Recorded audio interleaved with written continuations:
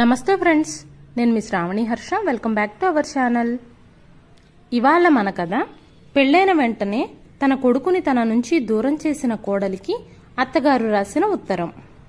కథని చివరి వరకు వినండి. నచ్చితే లైక్ చేయండి. ఈ కథపైన మీ విలువైన స్పందనని కామెంట్ రూపంలో తెలియజేయండి.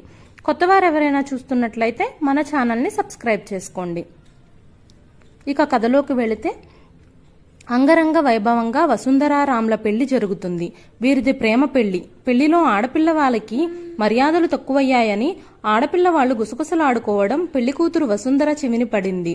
అదే సమయంలో వసుంధరకు పిన్ని వరస అయ్యే శాంతి, ఇదిగో వసు, నీకు కాబోయే భర్త మంచివాడైనప్పటికీ అతని తల్లి మాత్రం కొంచెం గట్టిగా ఉంది.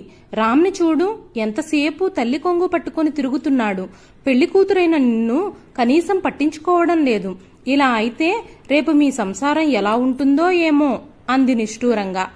ఆ మాటలు వింటున్న వసు మనసు బాధతో రగిలిపోయింది. నిజమే, రామ్ తనతో ఎక్కువ సమయం గడపడం లేదు. ఎంతసేపు తల్లి చుట్టే తిరుగుతున్నాడు. పెళ్లి కూతుర్ని చేసేటప్పుడు, గోరింటాకు పెట్టించుకునేటప్పుడు రామ్ దృష్టిలో పడాలని, తను మెచ్చుకోవాలని ఎంతగానో ఆశపడింది వసు. కానీ తన ఆశ అడియాస అయింది. వసుంధర మనసులో అప్పుడు అంతర్గతంగా ఒక రకమైన నిర్లిప్తత, నిర్లక్ష్యం చోటు చేసుకుంది.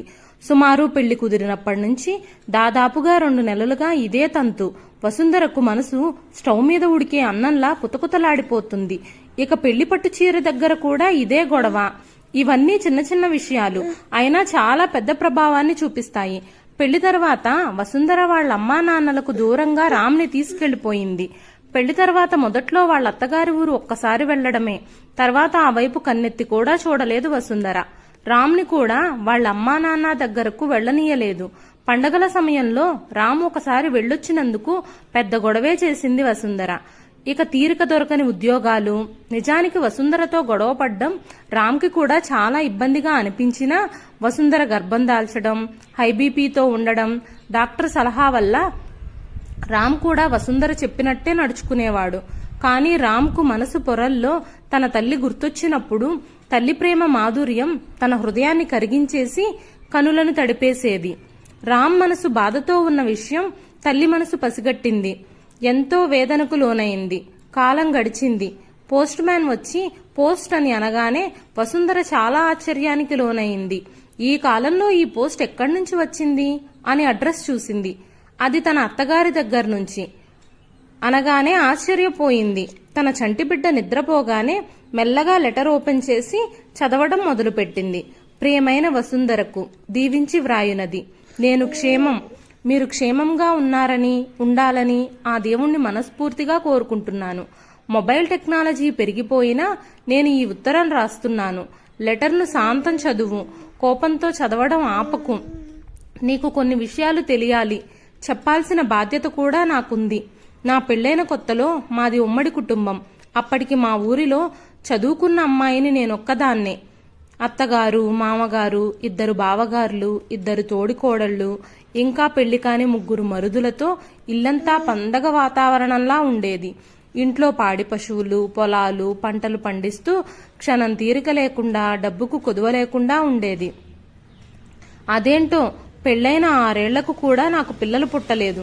అదే సమయంలో మా చిన్న బావగారి కొడుకే రామ్ తన తల్లి సులోచన దగ్గర కంటే నా దగ్గర ఎక్కువ ఇష్టంగా ఉండేవాడు. దానికి కారణం ఉంది. మా చిన్నతోటి కోడలు సులోచనకి 3 పిల్లలు. అయినప్పటికీ అనుకోకుండా మళ్లీ గర్భం దాల్చింది.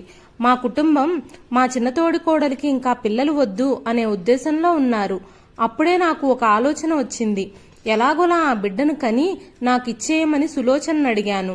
అందుకు సులోచన ఒప్పుకుంది. కారణం, అప్పటికే సులోచనకు 5వ నెల దాటింది. గర్భం పోగొట్టడం అంటే సులోచన ప్రాణాల మీదకొస్తుంది అని డాక్టర్లు చెప్పారు. దాంతో గత్యంతరం లేక బిడ్డను ప్రసవించి పొత్తిళ్లలోనే బాబును నాకిచ్చింది. పైగా బాబుకు తల్లిపాలు కూడా లేవు. ఇక అప్పటి నుంచి ఎంతో అపురూపంగా పెంచుకున్నాను. నేలన నడిస్తే మట్టి అంటుకుంటుందేమో అన్నంత మురిపంగా పెంచుకున్నాను. ఇంటడు పనులు ఒంటి చేత్తో చేసేదాన్ని. ఎప్పుడూ బాబు ధ్యాసే. బాబును వదిలిపెట్టి ఉండింది లేదు. నా బంగారు తండ్రి రామ్ నన్ను ఒక్క నిమిషం కూడా వదిలి ఉండేవాడు కాదు.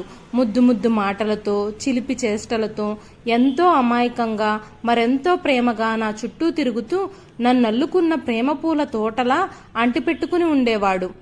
ఇలా ఉండగా చిన్నారి రామ్కు నాతో పెనవేసుకున్న అనుబంధం సులోచనకు కంటగింపుగా మారింది. తన బిడ్డను తనకిచ్చేయవలసిందిగా గొడవ పెట్టుకుంది. అత్తయ్య, మావయ్య, ఇంకా పెద్దలందరూ ఎంత చెప్పినా వినకుండా గోలగోల చేసి గొడవ పెట్టుకుంది. నన్ను రామ్ను విడదీసింది. ఉమ్మడి కుటుంబాన్ని విచ్ఛిన్నం చేసింది. రామ్ను తీసుకుని దూరంగా వెళ్లిపోయింది. నేను నా బాబు రామ్ మీద దిగులుతో, అనారోగ్యంతో మంచాన పడ్డాను. అంతే, అక్కడ కూడా బాబు అన్నం నీళ్లు మాని అమ్మా అమ్మా అంటూ నన్ను కలవరిస్తూ దిగులు పెట్టేసుకున్నాడు. విపరీతమైన జ్వరం.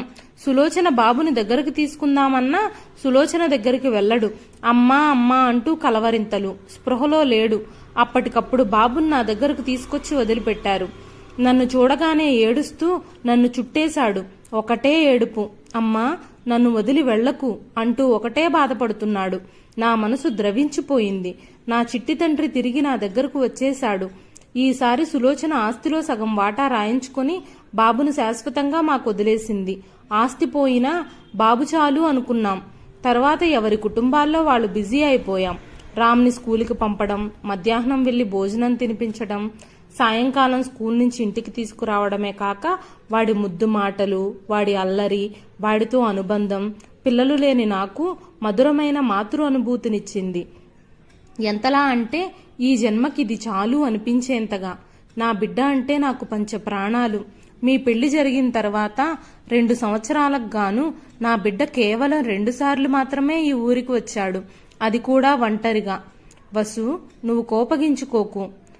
నీ సంవత్సరం వయసున్న నీ బిడ్డను నువ్వు ఎలా ప్రేమిస్తున్నావో, ఒక్క క్షణం కూడా నువ్వు ఎలాగైతే వదిలి ఉండలేవో నేను కూడా అంతే కదమ్మా.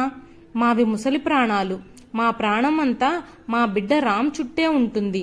ఈ వయసులో మా బిడ్డ మమ్మల్ని చూడాలి అనుకోకపోవడం, కనీసం పలకరించకపోవడం తట్టుకోలేము. మేము ఏమీ నీకు శత్రువులం కాదు.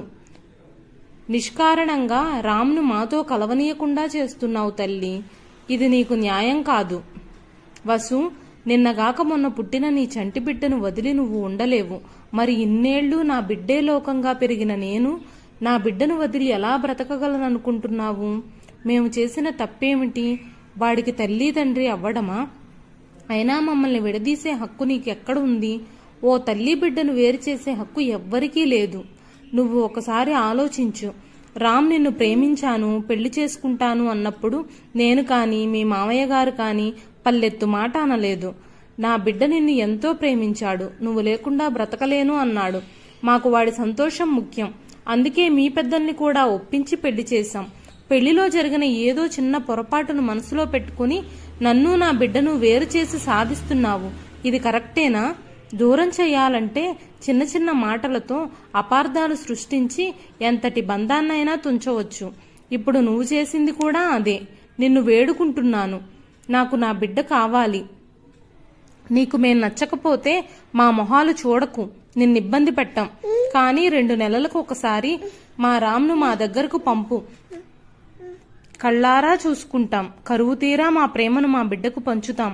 నా బిడ్డ లేకుండా, నా బిడ్డకు నచ్చినవి వండి పెట్టకుండా మాకు ఏ పండగ సంతోషంగా జరగదు. నా బాధను నువ్వు తెలుసుకోవాలనే ఈ ఉత్తరం రాశాను. నన్ను అత్తలా కాకుండా ఒక స్త్రీ స్థానంలో నా బాధను అర్థం చేసుకుంటావా? ఈ విషయం రామ్తో చెప్పకు. అసలే వాడు ఇప్పటికే మమ్మల్ని వదిలి ఉండలేక, నీ మనసును బాధపెట్టి మా దగ్గరకు రాలేక తన మనసుతో తానే ఒక యుద్ధాన్ని చేస్తూ ఉంటాడు. పిచ్చి తండ్రి. నా మనవడికి నా ముద్దులు. నీకు రామ్కు ఆశీస్సులు. మీ రాక కోసం మా ముసలి ప్రాణాలు ఎదురు చూస్తూ ఉంటాయి. లెటర్ చదవడం పూర్తవగానే కంటి నుండి జారే కన్నీటిని ఆపుకోలేకపోయింది వసుంధర. సాయంత్రం ఆఫీసు నుంచి రామ్ వచ్చే సమయానికి మరుసటి రోజుకి అత్తగారి ఊరికి వెళ్లడానికి తనకు, రామ్కు ట్రైన్ టికెట్స్ బుక్ చేసి రామ్ను ఆశ్చర్యంలోనూ ఆనందంలోనూ ముంచెత్తింది. అప్పటి నుండి ఆ ఇల్లు అపార్థాల పొరలు తొలగి ప్రేమ పూలతో పొదరిల్లుగా అల్లుకుంది.